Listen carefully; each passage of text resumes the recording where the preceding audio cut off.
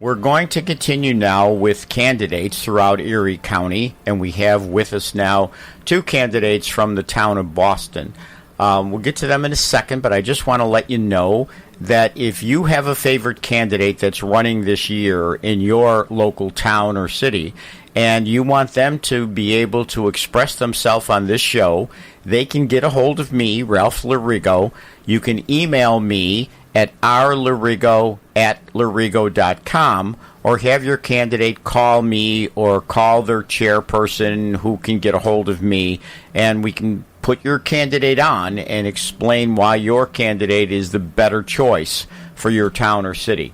So now in the town of Boston, we have council races. So we have two open seats. So these are not incumbents. They are open seats. And we're going to talk first with Bob Penders. So, Bob, thank you for being here this morning. Thank you for having us here as well. I appreciate it very much. All right, so, Bob, give us your background. We want to know about you, what you do in your regular life, what your employment is, what your family situation is. Tell us a little bit about yourself. Well, going back to the beginnings, my dad passed away when I was 10 years old and was told I needed to be the man of the family, so I had an early learning from that. My mom taught us, treat people the way they want to be treated, control your money or your money will control you. I was in the Boy Scouts. I attained the level of life. I don't know where that is in relation to First Class and Eagle, but I was a life member of the Boy Scouts. I attended Seneca Vocational Electrical School in the city of Buffalo. And the thing that I learned from one of my teachers there, one of the best things I ever learned, was 20 minutes of planning will save you 20 hours of labor.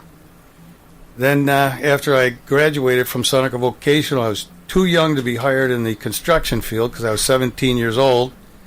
And I ended up going to the Buffalo Police Department as a police cadet doing paperwork for 3 years until I was old enough to go to the police academy.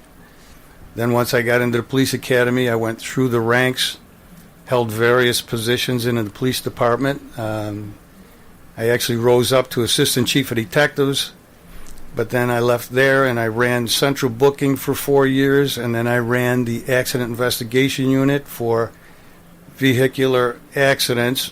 Usually we dealt with the fatal accidents or serious injury accidents. So where was this, Bob? City of Buffalo? City of Buffalo, okay. Correct. Yeah, and then after I completed 35 years with the City of Buffalo Police, I went back to my first choice of electrical. It's my second career rather than fully retiring. And I went into the electrical business, self-employed, best boss I've ever had. And then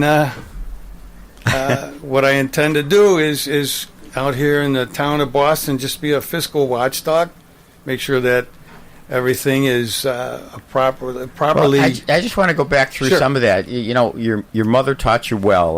Those are good values that you spoke about. So you went to vocational school. You know, there's always this debate about whether or not everybody has to go to college. That's just not true. We need people, vocational people. We need electricians, plumbers, bricklayers. We need those people, and today there is a good market for those people, and there's good employment and there's good wages in those jobs. Isn't that true, Bob? Oh, absolutely. I just can't believe that they eliminated it, because I was in the school system in the late 70s. In the late 60s, before 70. And what happened was they were talking about everybody needing the training for college education. Right. And the thought process, I believe at the time, was to have the students that normally would take the vocational training in the high school go out into the industry and make it incumbent upon the industry to do the training. Yeah. Where I had a hands up on it. One of my first jobs in the electrical world was working out in Hamburg when they had a fully electric subdivision out Roundtree Village. It was fully electric. Wow. And everybody that was out there were no plumbers because they didn't need any gas lines. All right, so while we're on that subject, what do you think of this state's proposal? No, it's not a proposal anymore. This state's law that as of January 1st, all new construction for anything 7 stories or under, which means every residential home, has to be all electric. What do you think of that? The grid can't handle it. And there's just, I just don't understand it. Roundtree Village was built entirely electric. And a few years later, after they lifted the moratorium on the gas, the whole development had gas lines run to the houses. Right? They converted. Yes, they did. All right. So you spent 35 years with the Buffalo Police Department? Yes, sir. So that's admirable because a lot of people use it for 20 years and then get out because of the ability for 20 years and then half pay. So, but you stood for 35 years. So that's a commitment to public service right there. And now you're back into the electric field, right? So Exactly. You're an electrician out there. Yeah, primarily residential. The big commercial jobs, I just can't handle them by myself. So primarily residential.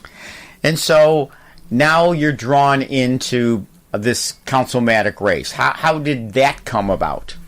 Well, born and raised, lifelong for 65 years in South Buffalo, you had to be a Democrat if you wanted to vote.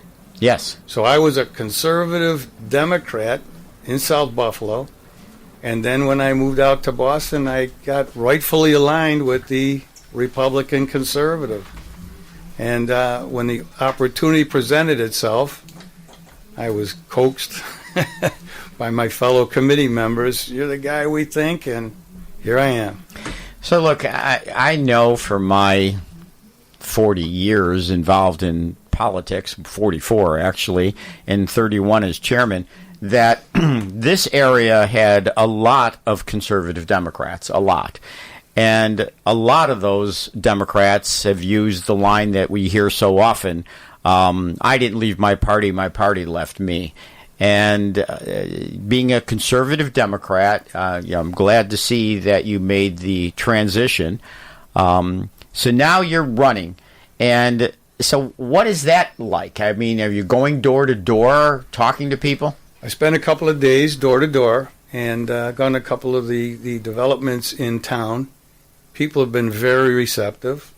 Of course, I did have a couple of people that I'll never vote for Republican.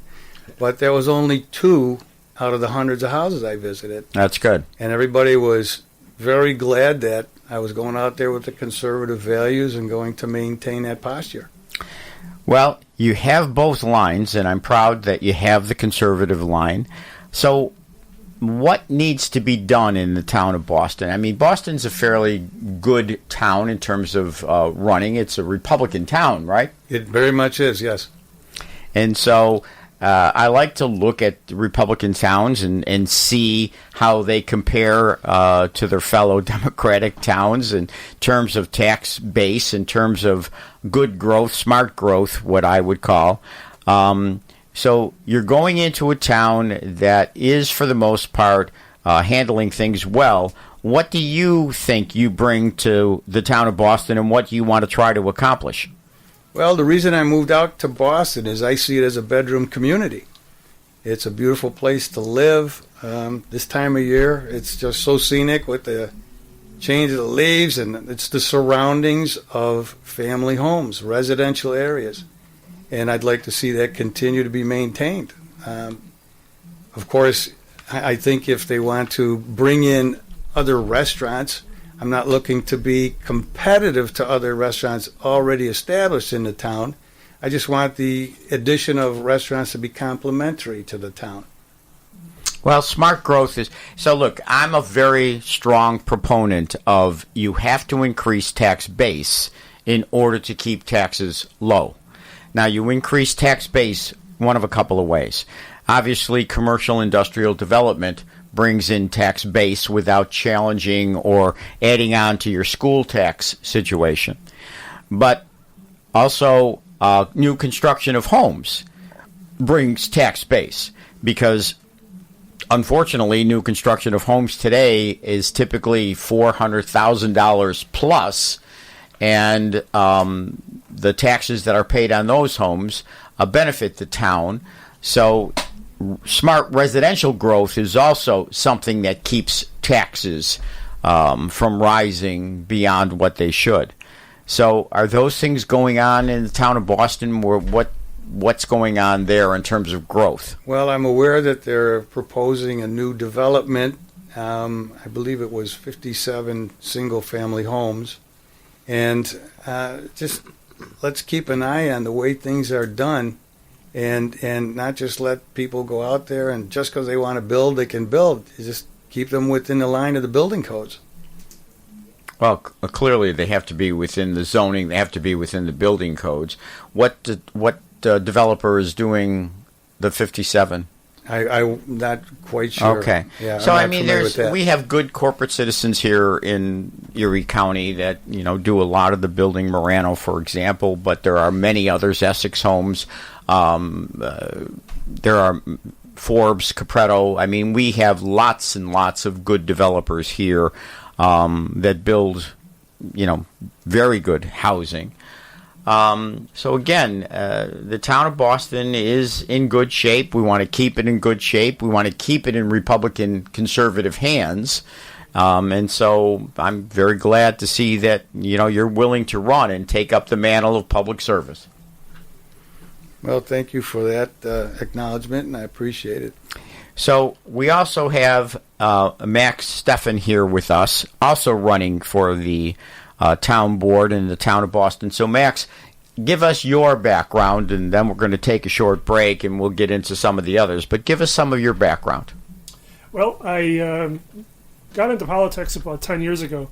I lived in the city of Buffalo. I lived in Allentown for almost 20 years. And after I had been there for 5 or 6 years, I made a connection with the Republican Party, and I started working with several different individuals in the city as a behind-the-scenes guy. Many of the statements that you read in the newspaper, heard on the news, were drafted by me. I worked with several people and helped them, in a sense, sound good.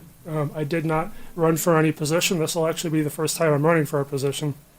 But I worked with many people to really try to boost their image through their work.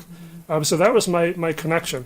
I became pretty active with the Fillmore district, and I was running the Fillmore district for quite some time. But then, almost 10 years ago, I think it was about 8 years ago actually, decided to pack up and move. And my just it's quite a move from Allentown to Boston. I'll tell you. I always tell everybody I'm happy with the real country and I'm happy with the middle of the city. But when you get into the real suburbs, I'm just not. It's not me. So this fit. It was we found a nice home, a fair amount of land, not too far from the city. It's country. We're very happy with it. But anyways, the point being is that just had a daughter. She was going to be 2 years old and living in the city. Decided maybe this is a good time to move on. So I had been there almost for 20 years, but we moved out to Boston, and we're there since then. And that was really the beginning. So background, I became pretty active behind the scenes in the city of Buffalo, and I was actually approached from the Republican Party. They wanted to push me to run for a much higher position, and they were very enthusiastic and they were hopeful. But I looked at the situation of where I was going to be moving. I no longer was going to be a resident of Buffalo, and I had to step down. So that was my disconnect. You're in a better situation in Boston now. There's a few more Republicans than in the Fillmore. Yes, exactly. We're talking with Max Steffen, who's a candidate for council in the town of Boston. He's just given us a little bit of his background. So how long now have you been in Boston? About 8 years now. Okay. So it's a beautiful town, obviously. Lots of open spaces, lots of picturesque scenery. So what needs to be accomplished there? What do you feel you bring to the town of Boston, and what do you feel needs to be done? Well, in the town of Boston, there are new developments. We talked about that briefly earlier. It's great to bring new people in, but one of the areas they need to focus on is not overcrowding, keeping the lots a fair size. New development just opened, and the lots are awesome. They're a good size, not crammed together, and I think that's a great way of bringing in new residents to the area. And not turning it into how much can we fit in this lot. Yeah, Boston's not the city, so people move to the suburbs to have a more suburban type of life, which means a backyard, a side yard, activities for the children, outside. And that's hopefully what you have in a community like yours, where you can do a lot more planning to put these things together. So... okay, so housing. What about taxes in the town of Boston? How have they been? The taxes have actually not been too bad. We were just at a meeting a couple weeks ago, and they're going through the budget, and they were sticking pretty close to everything. It was not where they were really pinched in any key area. I mean, that's not one of the complaints in town is the tax rates. You got to come out to Amherst. It's a big complaint out there. Taxes at Amherst are up 40% in the last 8 years. Well, Under the Democrats. That's the difference between a Republican-run town and a Democratic-run town. I mean, it's just as obvious as day and night. The town of West Seneca, Gary Dixon and the Republicans in the town of West Seneca has done an excellent job. He's kept taxes stable for 6 years now. We've had, in town of West Seneca, we had 50 years of Democratic rule. And now we have every single elected official that sits at that town in West Seneca now is a Republican conservative. So I'm proud to see that kind of transition where Bob Davis is going to have that transition occur in the town of Amherst. That's because I got Dan Gagliardo sitting next to me right now. I get it. And believe me, the town of Amherst needs it. But the town of Boston has been a good stronghold for Republicans, and therefore their tax base has not. We don't see 11.4% increases like we saw in the town of Amherst, or 8% increase that Cheektowaga, supervisor is talking about. Some of these Democratic towns, we see more stable growth. We see taxes being fairly level and not hurting people who may be on a fixed income. We see smart growth in those towns. So look, I applaud you. Hopefully both of you win and keep that town fully in Republican hands. So getting back to you, Max, I mean, do you have like a pet project or something that you believe needs to be accomplished there in the town of Boston, or is it just continuing the path that you're on? I think it's continuing the path that we're on. There are key issues that I would like to bring up and possibly propose some changes to law about privacy in the area. There are, of course, for every neighborhood, there are some people who just seem to take everything to the edge. And I think if there's some way that we can, promote people who move to the country, live in a more rustic situation, there are reasons for that. So the concept of respecting an individual's privacy is, I think, a key issue. Okay. Does Boston have its own town police force, right? Negative. No, we don't. No, you don't. No. So the sheriff's department takes care of the town of Boston. Correct. And jointly with the state police, yes. Yes. Okay. So that's a benefit in terms of cost. Absolutely. I was shocked, by the way, Dan. I printed out the costs in the town of Amherst, and I am shocked at. I wish I would have brought it with me. What the costs are, or what they're paying people. I mean, it's incredible to me. Look, I'm a great supporter of the police. I believe, that we need the police. I believe that, they're worth what we pay them. But when I see that they're all six-figure officers, this used to be a job of dedication, and now it's something that's costly. And I presume these these people are educated now for the most part. They've gotten college degrees, so they deserve what they get. So you've got to find ways to keep taxes down, and so here again we get to smart growth. And I couldn't agree with you more. First of all, the police department, we need more police officers in Amherst. Okay. Our crime rate is up. Our crime rate is up. We need to look at the budget, our expenses, and find out where we can look to cut those. Because I think the bigger problem with us in Amherst is the fact that we have these exempt employees. And I think what ends up happening is over the last 8 years, they brought 20 more exempt employees. And you talk about salaries. Yeah. Now, are we duplicating services? What are we doing here? See, I've never been a proponent of hurting people or cutting their salaries. I've been a proponent of smart growth. Mm-hmm. So, again, smart growth, though, means, in hiring, you don't just hire your friends, you hire what's necessary, but you pay people what they need in terms of, living in your community. So again, we experienced it a while back in West Seneca in terms of a supervisor who tried to cut salaries on employees. I was never really a proponent of that. Ralph, in Amherst, and here I am a party chairman saying this. Right. I can't believe I'm saying this. But in Amherst, 8 years ago, when Culp 11 were elected, supervisor, deputy supervisor in Amherst, I believe, Dan, correct me if I'm wrong, there were 32 exempt positions. Exempt positions, by the way, is a political patronage job. They didn't pass a civil service test. It's the friends and family plan, and that's what's been going on. But it was 32 8 years ago. It's 52, I believe, now, Dan. And, the chief of staff to the town supervisors getting paid $116,910. Why? Why do you need that position? If your supervisor was full-time, you wouldn't need it. But you won't need it when Dan gets elected because he's going to be a full-time supervisor. Well, that's why business people, someone even like Bob, who now has his electrical company, business people, in my opinion, are people we need in government. Dan, who owns his business and has owned a business for a long time, are people who can right size what needs, what a municipality needs.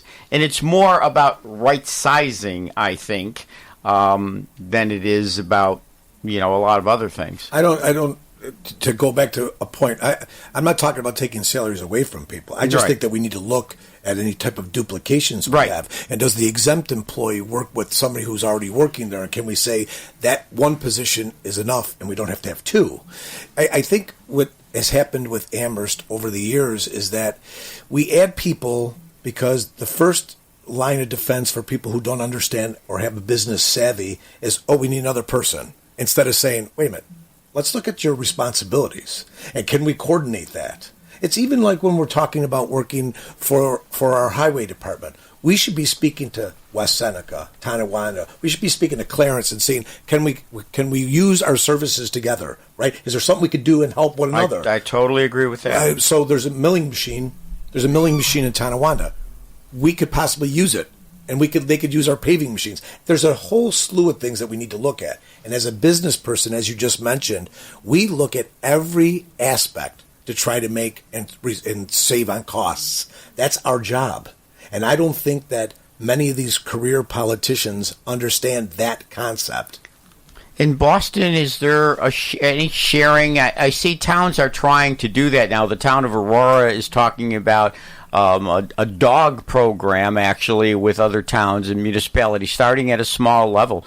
But this sharing of some of these services is a cost-saving device. Well, I know the farmers out there do it.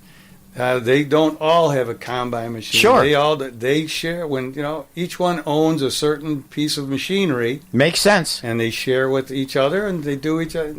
Yeah. So again, it's the business application. It's through the years. It's like the democratically run municipalities. They get a surplus. How can we spend this? Right. Then they spend it on something that wasn't truly necessary, and then the next year, now we're in the hole, we're in a deficit, but we're still going to finance that. Right. Amherst doesn't get the surplus. When they run out of money, they still like to spend it. You know what they're doing in Amherst? Our debt is at almost $200 million. Whoa. They're borrowing. Yeah. There's not a municipality in upstate New York that's got themselves $200 million in debt. Our great-grandchildren are going to be paying that bill. Absolutely. That's like I said, when they came in, they wanted to cover over the 33 with a park going over for $1 billion. Well, you know, when they started the stadium, it was $1 billion. Now it's over $2 billion. You know, if the city or the state is going to run a construction industry for $1 billion, it's going to be 3 and 4 by the time they get anywhere near completion. Yeah, government's not the best at getting the most for your buck. So, Dan, let's get back a little bit to Amherst. I mean, you've got a lot ahead of you in terms of right-sizing the town of Amherst. You've talked a little bit to us before, but tell me, what are your plans for Amherst? What do you feel needs to be accomplished there? I can imagine that's quite a bit. I think, first of all, we have to look at, there's 3 things that are the most important thing: our police, our fire, and our highway. These are the 3 most important things for our residents. And in all 3 of those things, we need more police, we need more volunteers, and we need to make sure that our highway department is staffed and they have enough tools and equipment to do the job. So I represent a fire company in the town of West Seneca, and I know how difficult it is to get those volunteers. But those volunteers save a town a substantial amount of money. So what do you see in the town of Amherst to increase volunteer fire people? The number one, I'm going to back up, because here's my issue, and it's the number one issue that I have personally: information. This administration, there is no place where information is centrally located where people can go to. The responsibility of an elected official is to make sure that we get our information out to people. They know what we're doing, how we're doing, and what. So when we talk about volunteer fire people, we need to go out there and make sure that the town is out there championing this cause and telling people that we need you in there. So I want to have a central place where we can get our information. So whether it be a YouTube channel, our own, we could talk on the radio. The problem that we face today is that this particular administration has done a divide and conquer on every issue. You don't know what's happening. You don't know what the right hand's doing or the left hand's doing, because they don't want you to know. They would prefer you being in a small group, because that's how they've been able to pass and do what they do. They do backroom deals, Dan. Well, they do. But you know, Bob, it's because they're afraid of giving out the information of what they're doing. You shouldn't be at all worried about saying what you're doing. You got to let people know what you are going to do, because either you get buy-in or you don't. Well, they hid Westwood from us for a year. Well, and in Westwood, Westwood, that particular subject it's cataclysmic as far as this administration. It's the perfect issue, because it encapsulates everything that they've done over the last 8 years. Lack of transparency, spending money foolishly, not letting residents be involved. And today what we've got in front of us is we have an Article 78, which I paid for and the other candidates paid for, because they didn't follow their own procedures. Explain the Article 78, Dan, with respect to Westwood, where let me just remind the listeners that the town paid $7.8 million 4 years ago to buy that property, Westwood, the former Westwood Country Club. And just 2 weeks ago, 5 weeks before the election, the town sold the Westwood property that they paid $7.8 million for. They sold it to the county for $1. Well, I think what we have to do is we have to back up a little bit. There was a concept that was put out, and it was called Amherst Central Park. Amherst Central Park included Westwood all the way to Autobahn, Gun Club, all of that. In the last few years, they have spent $27 million on a conceptual plan that has produced nothing. You're hearing a startling contrast between Amherst, which has been run solely by Democrats for the last 11 years, and the town of Boston, which has been run by Republicans for decades. You're seeing this startling contrast in those two. So, again, Dan, running for supervisor in the town of Amherst to try to change what we have seen over there. You were talking about the issue of the Westwood Country Club. So, tell us again. It's amazing to me that the town of Amherst spent all that money to purchase it. had to bond it, so there's all that money on the bond that they will continue to pay, and then sold it for $1 as opposed to looking for private enterprise. So you've taken the lead on this issue, and you brought an Article 78 proceeding. So I'm very familiar what an Article 78 proceeding is. I've done many, many, many of them suing towns.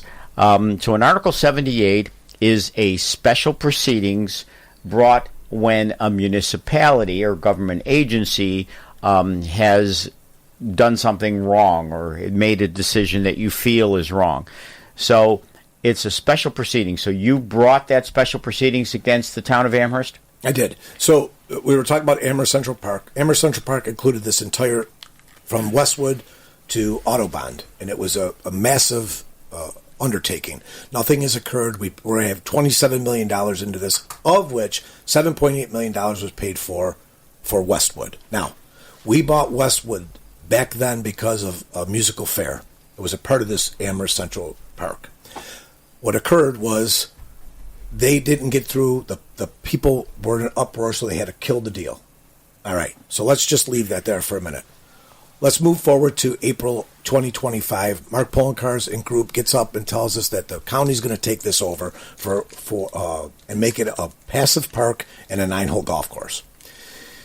We get up and we say, wait a minute, why are you doing this? Hold on. Did you include the residents? They didn't include the residents. They just came out and said, this is what we're going to do. No resolution, no putting it to a public vote. They just said, this is what we're going to do. No referendum. No referendum. Well, let me tell you, we came out and said, hey, listen, let the public involved with this. Let's do a referendum. Let's keep it green, because we like parks. We want parks. Sure. Okay. That was April. Now, the next meeting that we had was August 18th. On August 18th, they went in there. This is the first meeting we had from April to August. Now, mind you, remember that it's August 18th, but in order for us to do a permissive referendum, we would have had to start it on August 10th. And it'd have to be finished by September 10th. The next meeting was September 2nd. So they purposely cut your time short. Exactly right. So now, on September 25th, for the first time, we had 2 board members recuse themselves who worked for the county, and they said they pushed this thing through 2 days before. They said, we're going to do it. Now, we started the Article 78 because of procedures. Now, you'll understand this, Ralph, because what we did is they didn't do an adequate seeker. They didn't do an economic impact review of it. Their procedures were wrong. They didn't get the information out. They pushed this through. And what they did was, on August 18th, that was literally the vote, the first time that they really had done all the work. And everything was fluff after that. So now what we did is we went after an Article 78 to say, hey, wait a minute, you can't do that. Also, we're filing ethics complaints against the 2 people, Sean Lavin and Swakala, as well as Marinucci, because Marinucci's saying, I'm not a county employee. We think they are, and that's in the Article 78 as well. Because, look, the bottom line is this. We paid $7.8 million. We gave it away for a buck. I'm more upset with the fact that once you decided that it was going to be a park or a golf course, why didn't you go out for an RFP? Right, to see if somebody could make this a taxable entity. Right. We submitted articles that were out there saying that this particular property, golf courses, yes, are high on. They're sought after now. I gave them that design thing from Nicholas Design, the assessment, to go and do it. I even said it in my press conference. I don't care about the election. Take it and go for an RFP to see if somebody's interested in taking this golf course over. You gave the idea to the Democrats 100%. And said you can go with it. That's right. You didn't save it for yourself. Ralph, they ignored him. He brought the Nicholas Group in here the Saturday of Memorial Day weekend, and the chief of staff to Brian Kalpa denied Dan and the Nicholas representative from going out on the Westwood course to take a look at what shape it was in. They denied it. They have not pursued any private sector interest in this course. And you put the Westwood. I was a member of Westwood for 8 years. I was on the board of directors. It is one of the finest golf courses in all of Western New York. And now to turn it into a 9-hole course when it's a beautiful 18-hole course, and to deny somebody from the private sector from going out there to evaluate at no charge, they said no. They weren't even interested in talking about it. But Bob, I think that's a very good point. But I also want to tell you this. In this assessment that they did, the seeker that they did, they never took the economic impacts of what this is going to do to Autobahn. Autobahn is the town course right now. Yes. We make $400,000 a year. We're going to lose money of something we cannot do in Amherst. And if we can't find somebody to do an RF to take this course over, we should be doing this ourselves. Westwood should be our course, and we should sell Autobahn, put a park out there. It's easier. It's better access. There's less residents out there. This is a plan that the residents came up with 11 years ago, and they did nothing with it. My problem today is that this group, as I started this conversation off, this group, what they have done is they don't want to encapsulate what the residents are saying or what we already know. And they've spent so much money on this concept that $27 million here, $34 million on lights, $11 million for Royal Park, and our taxes go up 11.4% because our borrowing went up $70 million to $194 million. We will pay $500 million by the time this debt is done. In my opinion, how do you look the people in the face and say that you've done your job? Well, the borrowing went up 78% since COP 11 were elected. Right. 78%. And I just want to make sure I understood what you said. There's 5 board members on the Town of Amherst Town Board, one of which is the supervisor. And of the 5, 3 of them get their paychecks from Erie County, and I believe they're all 6 figures. And they're a member of the town board at $35,000 a year. That sounds like a lot of taxpayer money. But to have 3 of the 5 members working for the county, and the county to buy Westwood for $1, it sounds a little smelly, or it sniffs a little smelly. And I listen. Two of the board members, and Ralph, you'll appreciate this. 2 of the board members on September 25th, for the first time, recused themselves. Right. So they admitted guilt. Right. At that point. Well, because that's the first time they ever did it. Yeah. Because we were putting pressure on them because we said, wait a minute, why are you doing this? But now the real question is the third person a county employee? So what we did is our papers went back to look at that question. That's the Article 78? That's in the Article 78 because we're like, wait a minute, hold on.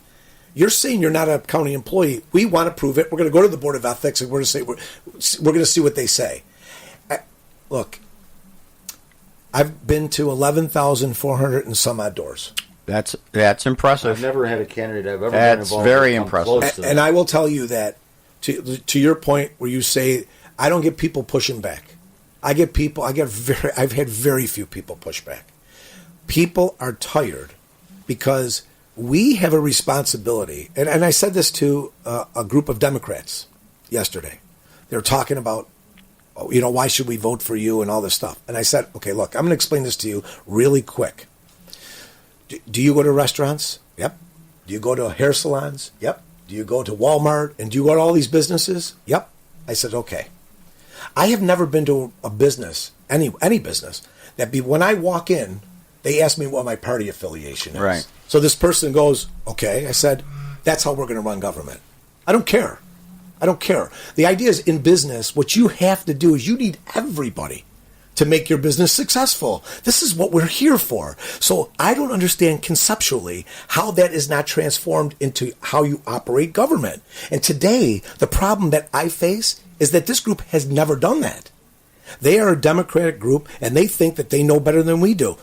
Culpa just said, when we asked them about a referendum, this is what you put us in charge for. We make those decisions. We're not going to go and have a referendum for every decision. This is generational. This is talking about changing the dynamics of what's going on. 171 acres in the middle of Amherst, and you're going to give it away for $1. It doesn't make any sense. And the people, those 11,000 people, the people that doors we knocked on and the people we talked to, this is the number 2 issue. I bet Taxes? your taxes is number 1, Dan. Yeah, taxes are number 1. Taxes are definitely number 1. What's that price per acre? Well, here's what's interesting. They just sold the gun club. Great. This is a great story. In January of this past year, Brian Culpa told the ACC members that he was going to get $7.1 million from UBMD to buy the gun club. Okay? They took $5.7 million out of the general fund to pay for it. They were supposed to close it in the first part of the year. Never happened. Just happened. $4.9 million. $800,000 less than what they said, and they sold it for $225,000 an acre. $225,000. Down the street on Sweet Home, there's 2.74 acres that are for sale at $2.4 million.